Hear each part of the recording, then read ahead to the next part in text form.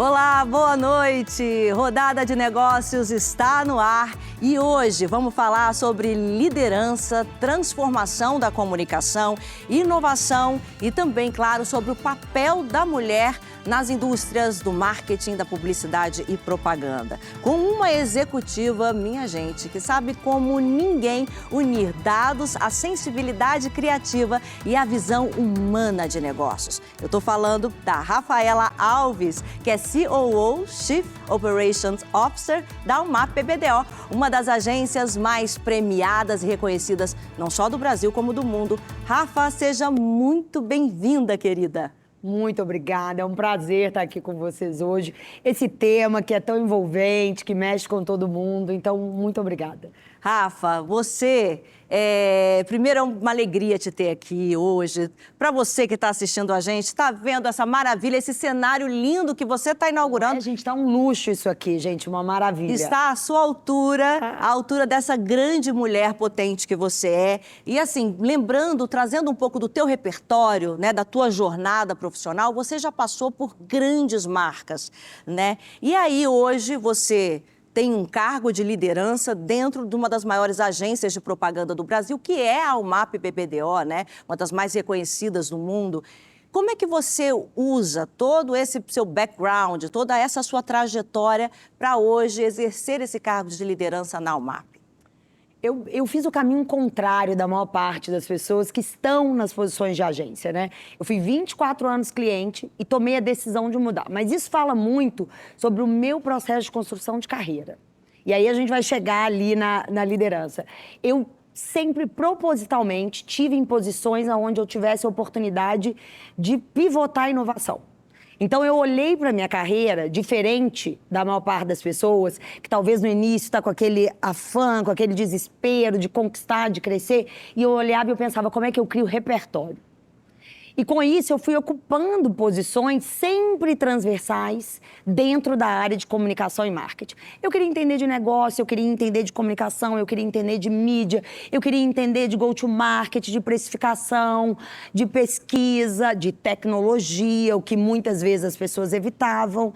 Então, eu falo que meus 15 primeiros anos de carreira foi sobre repertório.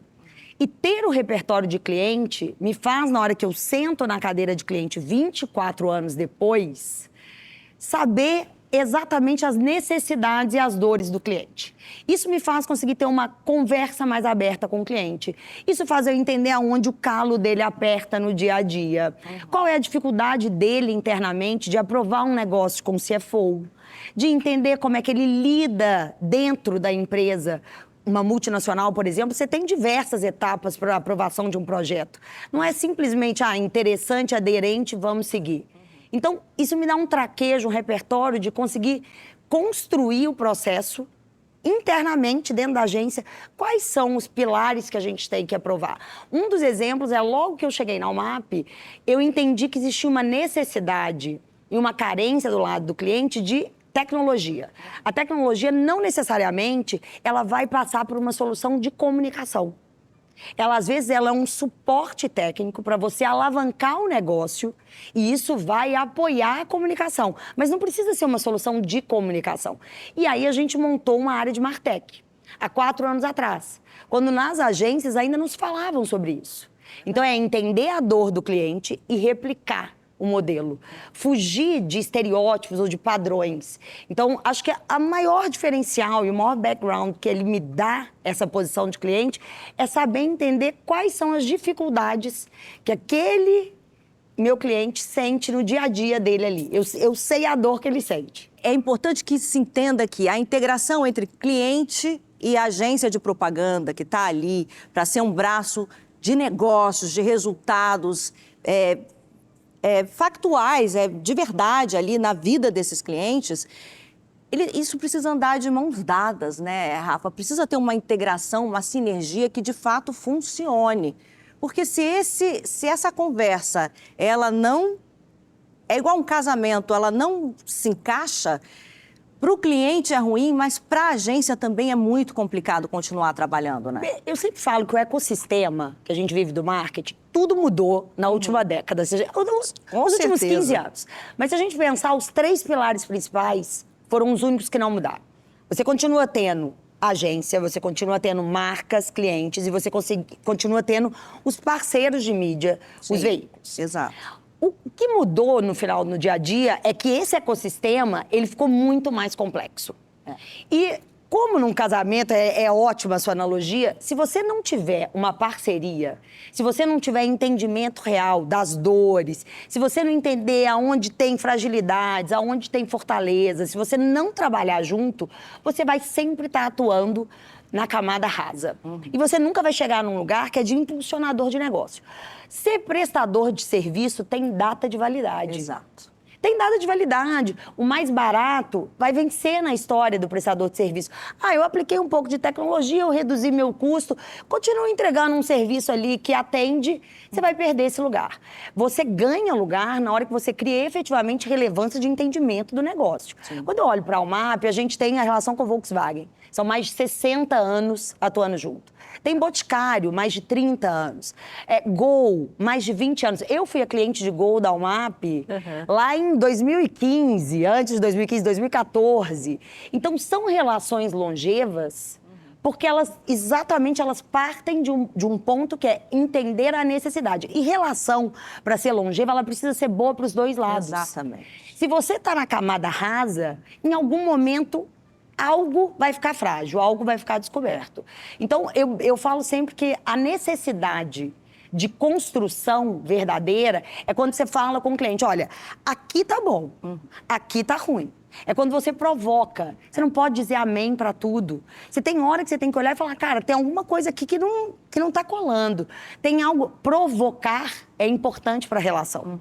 Provocar no sentido construtivo. Como é que a gente desdobra iniciativas que vão além de uma campanha pontual? Se a gente pensar no ecossistema do que era uma agência há 20, 30 anos atrás, quando eu comecei, eu sempre brinco, eu falo com o meu time, eu falo, gente, era muito mais fácil fazer. Tinha uma receita de bolo ali. Você construía. Quais foram as agências que prosperaram e que continuaram ao longo das décadas? As agências que entenderam que não era só sobre criar uma campanha, que era sobre prosperar, alavancar o negócio do cliente, que naturalmente você vai prosperar o seu também. Então, hoje, se você pensar... Eu não sei se o nome agência, se ele vai continuar existindo. Exato. O que a gente é hoje? Uma plataforma. Uma plataforma de comunicação. Ou uma plataforma de negócios. Sim. A gente hoje, na Almap, eu tenho uma vertical que olha retail. Às vezes passa por comunicação, às vezes passa por mídia, ou às vezes olha para o negócio do cliente dentro do varejo. Como é que eu impulsiono isso? Eu tenho uma plataforma de Martech, como eu falei. Eu tenho uma plataforma de design. Sim. Que não é só sobre campanha. Eu tenho uma plataforma de performance e-commerce. E não é que eu tenho um especialista dentro de casa. Eu tenho verticais que olham essa plataforma como uma tendência. Qual é o grande diferencial? Você cria uma plataforma onde você conecta todos os pontos.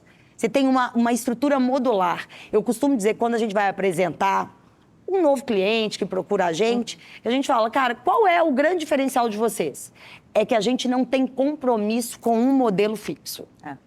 A gente entendeu que a flexibilidade é necessária para você construir o que o marketing moderno demanda. Exato. Essa flexibilidade, ela precisa existir na agência, no cliente, dele entender como que eu vou modelar uma estrutura que faz sentido para aquela dor que o cliente tem hoje. E amanhã pode ser outra. Sim. Então, eu fico brincando que eu falo, eu não tenho apego a projetos, eu tenho apego a bons resultados. Começou a não dar resultado, vamos olhar de novo e entender, porque pode ser que a gente tenha que mudar o ecossistema. Exato. E acho que esse é o maior problema que hoje a gente encontra. As pessoas querem encontrar modelos fixos e operar dentro de um modelo que não muda. Não existe a bala de prata. Aquela que vai funcionar para todo mundo em todos os casos. Você precisa estar aberto a entender que você vai sempre estar repensando. Na verdade, eu falo que a minha carreira foi um pouco sobre isso. Assim. Né? Como que eu posso estar num lugar onde eu vou pivotar a inovação? Quando eu não tenho compromisso com alguma coisa fixa. Eu tenho compromisso com bons resultados só. A gente vê, e isso é para você que está assistindo a gente, que é bem interessante. Eu tenho certeza que você está aí. Você pode estar assistindo a gente agora, domingo à noite, na sua TV. Mas, às vezes, está assistindo a gente ali, está com o celular aqui do lado, né? Também está ali, né? Está o tempo todo integrado em várias telas, em várias mídias diferentes. Ou seja, a fragmentação de mídia também transformou o nosso jeito de consumir mídia e o nosso jeito de consumir marcas e produtos, né, Rafa? Então, você é uma pessoa que trabalha diretamente com isso. Conta como que você vê essa transformação e como as marcas e, obviamente, as agências que estão ali, né, caminhando lado a lado essas marcas, precisam se posicionar nessa nova era que a gente vive. Essa pergunta é maravilhosa. E é engraçado que hoje de manhã eu estava tendo uma reunião com um cliente e a gente estava falando exatamente disso. A gente nunca viveu um momento tão fragmentado e pulverizado de atenção. Qual que é o nosso desafio? O nosso desafio é capturar essa conexão, construir vínculos que sejam fortes. Agora, qual é o problema? As pessoas determinaram padrões. Então, a nossa indústria, ela adora criar regras. E aí é normal, o advento da digitalização, ela veio cheio de regrinhas. Só que no momento que você faz um monte de regrinhas, todo mundo chega no mesmo lugar. Então, para mim, o primeiro ponto que eu falo sempre é o seguinte: não existe inovação nem diferenciação que venha com um cheque que não está assinado lá a risco. Não existe a receita de bolo mais. Então, eu falo, antes a gente era, nós somos especialistas, agora nós estamos especialistas. Hoje, amanhã, se a gente não estiver atento, se a gente não estiver prestando atenção nas mudanças, do que está acontecendo no ecossistema como um todo, a gente vai ficar ultrapassado. Prestem atenção, acreditem nisso. Né? Muita gente se perde nessa história. Então, quando a gente olha para esse novo ecossistema, o primeiro mantra que a gente tem dentro da UMAP, e que assim, é uma obsessão, não existe um padrão pré-estabelecido. Se a gente tivesse acreditado em padrões, ditaram as regras lá que vídeos tinham que ser na vertical, que tinham que ser 3 segundos. A gente fez, por exemplo, com o Volkswagen Elis Regina. A antítese de todas as regras. Ou a gente fez, então, Boticário com Tormenta. Sim. Eu brincava dentro de casa e falei, gente, quase um longa-metragem, 3 minutos, imagina? Exatamente. Quem pensa? Mas, na verdade, é um conteúdo que foi revolucionário. Sim. Ele fez todo o acompanhamento de uma situação que é real, ele conecta, ele envolve as pessoas. Então, a primeira coisa nesse novo mundo é que não existem regras. Você precisa conhecer o seu consumidor. Exato. Você precisa colocar dados na conversa no início. É muito bonito falar sobre isso, mas a verdade é que a maior parte das pessoas usa dados só para reportar o resultado, ao invés de colocar ele no início da discussão. Você precisa ter dados no início da discussão, você precisa entender. Você precisa ter uma boa dose de coragem, de ousadia. Exato. Você precisa ter certeza que o que você está fazendo vai ter consistência. Então, no mundo fragmentado, fazer uma iniciativa, você foi lá e fez one shot, saiu, você não vai conseguir continuar construindo. Então, para mim é muito importante que no dia a dia, a gente, mais do que nunca, a gente volta para a estratégia e para a criatividade o tempo inteiro. Eu adoro falar de dados e, assim, eu sou obcecada por dados. Eu fui fazer o meu MBA no MIT, em tecnologia, exatamente para sair daquela caixinha só de comunicação. Com 2 faculdades de comunicação, ir ali para esse lugar de tecnologia me fez repensar um monte de coisa. E eu sempre provoco o time dizendo, cara, como que vocês vão aplicar a tecnologia no dia a dia para construir e não só para mensurar? Tecnologia é um processo de construção. Sem dúvida. Diário e demanda de uma disciplina absurda. Bom, minha gente, que delícia de papo. Para você que está ligando a TV agora, nesse exato momento, ou estava zapeando e caiu aqui na Rede TV junto com a gente. Esse é o Rodada de Negócios e a minha entrevistada de hoje é a Rafa Alves, ela que é COO da UMAP BBDO, uma das maiores e mais premiadas agências do Brasil e do mundo. Olha, que responsa da minha parte estar aqui com você, Não é Rafa. uma coisa maravilhosa. Ou seja, uma mulher potente, uma líder que está falando com a gente também sobre as transformações da comunicação, inovação e liderança feminina, né? Ô, Rafa, lendo um pouco sobre você, eu vejo que também é um dos seus papéis enquanto uma líder mulher, brigar e lutar muito nesse mercado por uma equidade de gênero maior, por uma diversidade maior dentro da equipe, né, que você lidera? Essa é uma... A UMAP tem isso como obsessão. Verdade. De garantir, a gente tem uma liderança feminina muito potente. Mas eu acho que o mais importante, eu sempre pontuo isso para o time, é nada vence o trabalho. Nada vence o trabalho, gente. Então, o meu primeiro ponto, quando as pessoas falam, mas o que você recomenda para as mulheres que estão em início de carreira? Eu falo, repertório. Vai se desenvolver, vai estudar, vai olhar o mercado, vai se aprofundar, busca coisas que você nunca fez, porque nada é mais potente do que uma pessoa que tem repertório. Então, quando você encontra isso, você tem um lugar que naturalmente vem de destaque da mulher.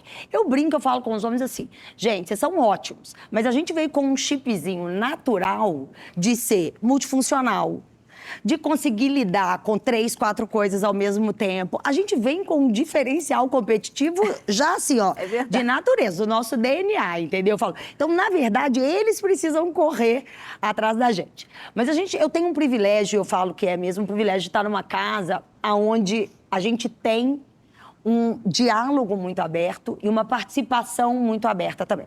Então, a gente tem hoje, por exemplo, uma mentoria que é destinada a mulheres. Como que a gente coloca as mulheres nesse cargo de liderança de uma forma preparada, estruturada, que não seja, caí de paraquedas aqui, agora eu não sei exatamente como eu faço. Então, a gente tem um olhar de desenvolvimento constante. E acho que isso é algo que todo mundo que está na cadeira precisa olhar e falar, cara, qual é o meu papel aqui? Qual é a minha responsabilidade? Quando eu fui nominada Woman to Watch, eu lembro que eu falei uma coisa muito importante, que é, cara, o papel da liderança feminina é você ter uma responsabilidade com o legado que você deixa. Como é que você constrói isso no dia a dia? Como é que você dá a oportunidade e voz, mas não é sobre dar ou criar aquilo, é sobre você preparar as pessoas para chegar ali. Para mim, esse é o ponto importante. Como é que você preparou esse caminho? Como é que você deixou essas mulheres expostas a oportunidades que não é sobre você dar uma cadeira para ela, é sobre você fazer ela chegar nessa cadeira. E aí não tem discussão a respeito disso. Então, para mim, repertório e trabalho, eles vencem qualquer discussão. Maravilha. Rafa, uma delícia ouvir você. Olha, vocês estão vendo que maravilha? Então, meu convite está feito. Próximo bloco, a gente tem mais conversa com a Rafaela Alves, ela que é COO da UMAP BBDO, e eu espero você. Rodada de Negócios está de volta e a minha entrevistada de hoje é uma líder feminina que, olha, vai inspirar muito você que acabou de chegar, viu? Eu estou falando da Rafa Alves, ela que é COO da UMAP BBDO, uma das agências mais premiadas e reconhecidas do Brasil e do mundo. Rafa, bom, a gente terminou o bloco anterior falando justamente sobre como inspirar mulheres a chegarem lá em cargos de liderança, né? Você, uma fonte de inspiração para que outras mulheres ocupem mais lugares nesse universo da comunicação, na indústria da comunicação.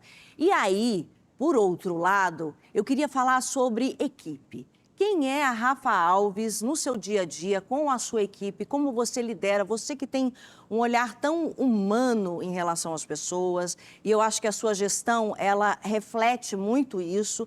E outra, que eu acho que é o maior desafio dos dias de hoje, como reter grandes talentos. Vou começar aqui pela primeira, que está mais fácil, né? Eu acho que tem um lugar sobre a liderança que é responsabilidade. Eu brinco, eu falo, eu tive a oportunidade ao longo da carreira de migrar, talvez para algumas posições que eu tivesse uma remuneração até maior, mas elas fugiam um pouco do papel de líder. E aí eu sinto um prazer imenso nesse acompanhamento, nesse desenvolvimento de pessoas. Então, liderança para mim, primeiro, é uma coisa que é um desejo. Você não desenvolve ou cria um líder do nada. O líder, ele tem que ter isso como vontade. Você tem que gostar de ceder um pouco, de abrir espaço, de deixar o outro ir, o outro brilhar. Isso é algo que você tem que ter muita clareza se você quer isso ou não. E eu decidi isso muito nova na minha carreira, de que eu tinha um prazer e um desejo de conseguir desenvolver pessoas. Então, o meu primeiro compromisso tá com como que eu vou desenvolver cada uma daquelas pessoas. Eu costumo brincar com o meu time quando eu estou dando feedback, eu falo com eles, eu falo, cara, eu só falo e só sou dura com quem eu acredito. Quem eu não acredito, eu paro de gastar um pouco do meu tempo, porque eu falo, cara, eu não enxergo aquilo. Mas para quem eu acredito, eu não passo a mão na cabeça. Assim, eu pontuo, eu trabalho, eu desenvolvo, eu tô perto, mas eu deixo ir também. Liderança é sobre você dar corda. Eu sou do interior, né? Sou de BH, então a gente fala assim, soltar pipa. Não sei se você sabe como é soltar pipa. Mas soltar pipa, pra pipa voar, você tem que dar corda e deixar a pessoa ir. Então tem que ter um caminho e primeiro um ponto de entender que é a forma como eu faria não necessariamente é a forma certa. Exato. Eu preciso que a gente chegue nesse resultado. Você precisa entender que existem outras formas de chegar. E a liderança é sobre você ver a magia do outro realizar e chegar naquele resultado. Então, isso é muito enriquecedor. Eu falo, todos os dias eu aprendo com alguma coisa do meu time. Agora, para mim é o seguinte, o mesmo compromisso que eu tenho em desenvolver, o outro lado precisa ter em querer ser desenvolvido. Exato. Porque existe um ponto para mim, aqui uma provocação para todos os novos líderes ou liderados, que é a carreira da gente é responsabilidade da gente, no dia a dia. A gente não pode jogar essa responsabilidade no líder. É maravilhoso a gente ter um líder comprometido. Mas você tem um papel de procurar, de conhecer, de se desenvolver, de buscar, de pedir por mais. Então, tem um lugar de liderança que ela só acontece quando os dois lados querem efetivamente fazer. E quando você encontra isso, é maravilhoso. Mas, ao mesmo tempo, você precisa também entender qual é a hora onde o outro não quer ser liderado. E se ele não quer ser liderado, você não tem como fazer o trabalho por ele. Você só pode fazer o que o outro te dá espaço também. Então, esse é o primeiro ponto para mim sobre liderança. Assim, eu tenho comprometimento com cada uma das pessoas do meu time. Eu quero que elas brilhem, porque o dia que elas forem tão boas que não precisa de mim, é a hora que eu tenho chance de fazer uma coisa nova. Porque enquanto as pessoas precisarem de mim, significa que eu vou ter menos chance. Porque a alta liderança vai estar pensando que eu não posso tirar a pessoa dali. Esse foi sempre o mantra da minha carreira e de como eu liderei. Agora, sobre reter talentos, ele é, para mim, sobre compromisso e sobre realmente você ter uma cultura que é aderente. Não adianta você querer reter alguém que não tenha cultura do lugar que você está. Verdade. Então, para mim, a retenção de talento, ela começa na contratação. Ela não é um processo de retenção ou de fidelização depois. Ela é um processo na contratação. Você está contratando quem tem vontade de estar ali, que acredita no mesmo projeto que você? É difícil você reter alguém que não acredita no mesmo projeto. É igual casamento. Você casou querendo estar junto. E a outra pessoa casou só querendo sair da casa da mãe e do pai. Em algum momento, essa pessoa vai desistir dessa jornada. Porque a jornada, ela vai ter percalços. Ela vai ter dificuldade, vai ter hora que vocês vão discordar, vai ter hora que não vai ser fácil. E nessa hora, se não tiver um compromisso lá do início do que eu quero desse projeto, do que eu quero extrair desse projeto, não vai dar certo. Então, para mim, a maior retenção de talento chama-se recrutamento e seleção. Eu participo do recrutamento de todas as lideranças hoje que passam pelo meu time. Por quê? Porque cultura é de cima para baixo. É verdade.